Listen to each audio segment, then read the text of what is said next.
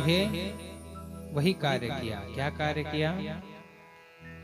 सीधे जो है शुक्रताल पर पहुंचे और वहां पर आकर अनेकानेक ऋषि मुनियों से एक ही प्रश्न किया है। वो प्रश्न है, अतः पृच्छामि संसिद्धि योगिनां परमं गुरु पुरुषस्य यत् कार्यं म्रियमाणस्य सर्वदा। प्रत्येक मनुष्य का एक ही प्रश्न है और यही प्रश्न जो है परीक्षित महाराज ने श्री सुखदेव महाराज के सामने रखा कि मरणासन्न व्यक्ति को, जो मरने वाला हो, उसको क्या करना चाहिए, प्रश्न है। और आप सभी विदित हैं, आप सभी जानते हैं कि प्रत्येक व्यक्ति मरने वाला है। कोई यहाँ रहने वाला है क्या? प्रत्येक व्यक्ति यहाँ से जाएगा। आया है सो जाएगा, राजा रंक फकीर। कोई सिंहासन चढ़ चला, कोई बन जंजीर। लेकिन आएगा, आया है सो जाएगा। जो आया है उसने जाना है। ये विधि द्वारा लिखित है। इसलिए प्रश्न भी यही है कि म्रियमाणस्य किम कर्तव्यम, मरने वाले को क्या करना चाहिए। तो इस प्रश्न का उत्तर देने से पहले सुखदेव महाराज बड़े प्रसन्न हुए और कहा, वरीयानेशते प्रश्नः कृतो लोकहितो नृप आत्मविद सम्मतां पुंसा श्रोतव्यादिषु यः पर। वरीयानेशते प्रश्न कृतो लोकहितो नृप। हे राजा, आपने जो ये प्रश्न किया है, वास्तव में ये प्रश्न जो है केवल आपके लिए नहीं, ये प्रत्येक मनुष्य, प्रत्येक जीव के लिए ये प्रश्न है कि मरने वाले को क्या करना चाहिए। और जो 7 दिन में मरने वाला, परीक्षित महाराज को तो पता है कि मुझे 7 दिन में मृत्यु आएगी, लेकिन क्या हमें पता है कि हम 7 दिन में मरने वाले हैं? नहीं। यदि अगर संकेत होते हैं, ऊपर से संकेत होते हैं, जब संकेत होते हैं, आपको प्रत्येक व्यक्ति को संकेत हो जाता है। जिसको संकेत हो जाए कि मुझे मृत्यु आने वाली है, जिसे संकेत हो जाए, उसके मुख से स्वतः ही निकल जाता है कि मेरा समय पूरा होने वाला है। ये संकेत है।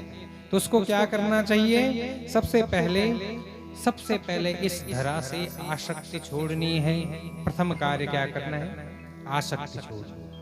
अब किससे आसक्ति छोड़नी है? उससे आसक्ति छोड़नी है जो सबसे प्रिय है। अब सबसे प्रिय क्या है? सबसे प्रिय ये शरीर, प्रत्येक व्यक्ति को। इस शरीर के बचाव के लिए व्यक्ति कुछ भी कर सकता है। दूसरे को मारता है इस शरीर को बचाने के लिए।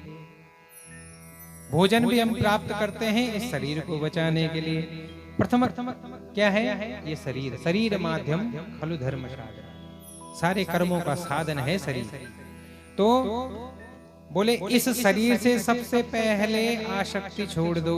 आसक्ति क्या है हमारी? कि नहीं, आज नहीं भगवान, आज नहीं, कल चाहे मार लेना, लेकिन आज मत मारना। आज कम से कम एक दिन दे दे बस।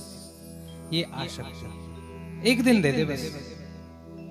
कई बार जो है कोई हमारा बहुत प्रिय होता है और हॉस्पिटल में है अगर वो, तो हॉस्पिटल में हम परमात्मा से, अपने इष्ट देवता से, कुल देवता से एक ही प्रार्थना करते हैं, भगवान जब तक इनके बच्चे आते हैं ना, तब तक इनको बचा।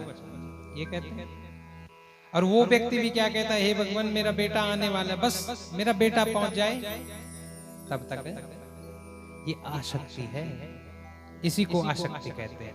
और आसक्ति आप जानते हैं कि ये शरीर जाता है केवल, आत्मा तो प्रत्येक व्यक्ति जानता है कि आत्मा तो अजर और अमर है। नैनम छिदन्ति सहस्राणि नैनम दहति पावक। इस आत्मा को ना कोई आग जला सकती है, न ये बारिश में डूब सकता है, यह तो सभी जानते हैं ना। और सब प्रत्येक व्यक्ति जानता है कि ये शरीर बदलता है। वासांसि जीर्णानि यथा विहाय,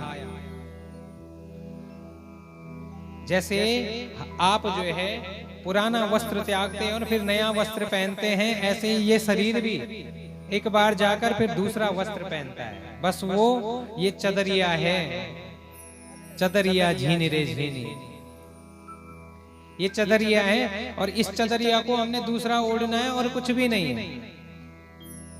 और जिस व्यक्ति को ये बात समझ में आ जाती है उसकी आसक्ति छूटने लग जाती है महाराज। पहला, म्रियमाण से किम कर्तव्य, मरने वाले को क्या करना चाहिए? पहला, आसक्ति छोड़नी चाहिए। दूसरा, नित्य अपने आसपास अपने पुत्र पिता माता सबको, सबसे आसक्ति, दूसरा आसक्ति किससे छोड़नी?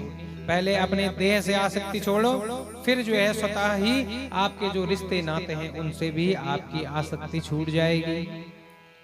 आसक्ति छोड़ने के लिए बल कहां से आएगा? बल के लिए आपके पास एक साधन है।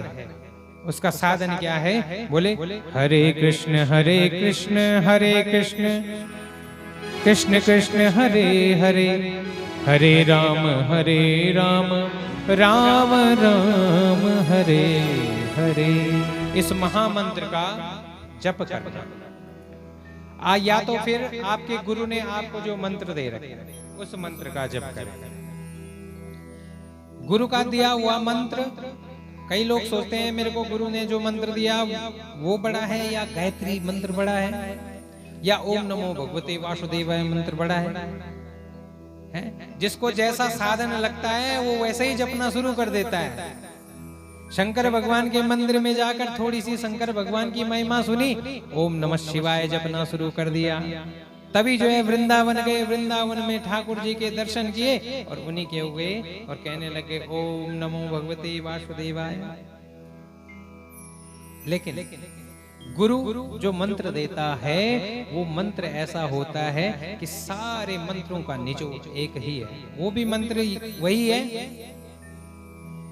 सारे मंत्रों में नाम ही है, प्रत्येक मंत्र में भगवान का नाम ही है।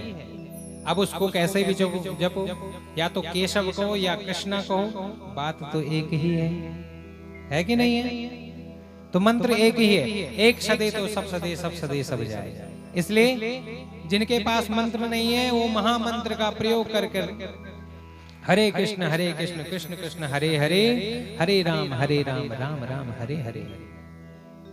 आसक्ति, पहला मैंने क्या कहा आपको? मरने वाले को क्या करना है? पहले अपने देह से आसक्ति छोड़नी है, फिर स्वतः ही उसके जो परिजन है उनसे आसक्ति समाप्त हो जाएगी।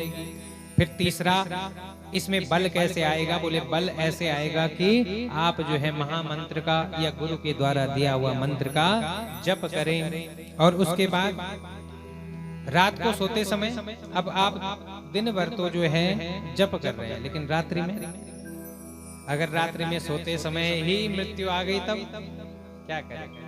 तो बोले जिस समय सोए तो सोते समय अपने इष्ट का नाम, अपने गुरु का नाम स्मरण करते करते, नाम जपते जपते सो जाए, तो वो जो है आपका अभ्यास बना रहेगा। और अभ्यास जब बना रहता है तो कई लोग कहते हैं ना, सोते समय जो है जो अपने आप ही बड़बड़ाते हैं, होते हैं कई लोग बड़बड़ाते हैं सोते सोते।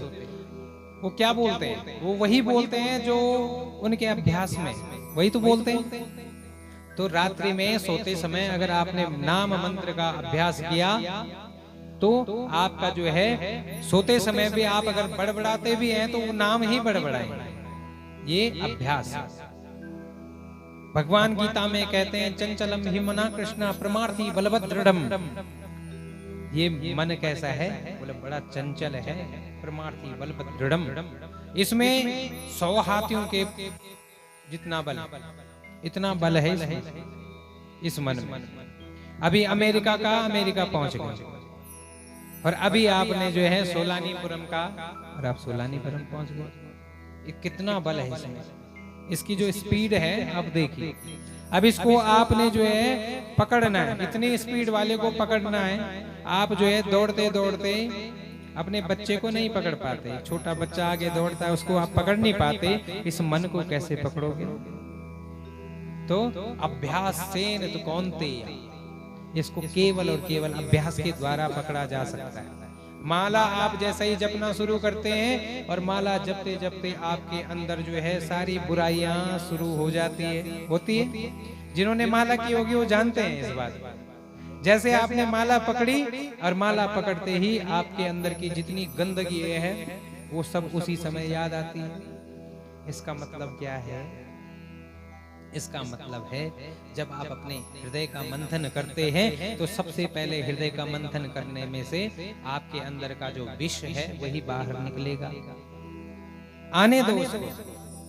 जप करते ही आपके अंदर की गंदगी अगर बाहर निकल रही है तो आने दो उसको, बाहर निकलने दो, क्योंकि जब बाहर निकलेगा तभी जगह बनेगी। जहां जगह बनेगी वही स्थान भरा जा सकता है। बोले कृष्ण कन्हैया लाल की जय हो।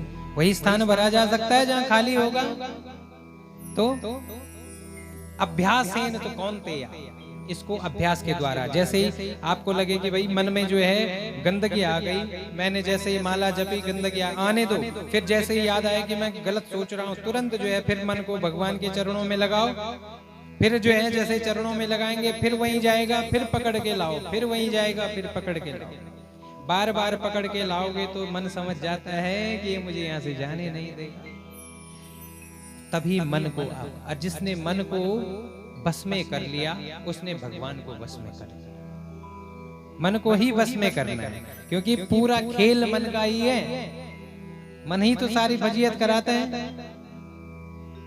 मन ही मिलाए राम को और मन ही करे फजीयत। फजीयत कौन करता है? ये मन। इसी मन ने सोचा आगे आपके सामने किसी के गलती से 5,000 रुपए गिर गए। अब वहां पर जाकर आपके दो मन हो गए। एक मन कहता है उठा लो, दूसरा मन अगर आध्यात्मिक है तो कहता है नहीं नहीं पराया धन, देखते हैं अगर उठा के कोई मिल जाए तो उसको दे देंगे, ये भी। लेकिन दूसरी तरफ जो है वही मन कहता है नहीं, बड़ी मुश्किल से मिला हुआ है, जेब में रख लेते हैं, ये भगवान का प्रसाद समझ रख लो, है ना। तो इस मन को बस में करने के लिए बोले रात्रि में सोते समय भी अगर आप जो है नित्य अपना जो है नाम का ध्यान करेंगे, प्रभु के नाम का ध्यान करेंगे, तो वो आपके अभ्यास में बनेगा। आपको एक विशेष बात बताता हूं। सो हम प्रत्येक व्यक्ति का एक ही प्रश्न है, को हम, मैं कौन हूं। और जिस दिन उसको पता चल जाता है तो उसके बाद वो सो हम हो जाता है, वही हो जाता है। अब कैसे? आप जो है इस मंत्र का श्वास के द्वारा इस मंत्र को प्रयोग किया जाता है।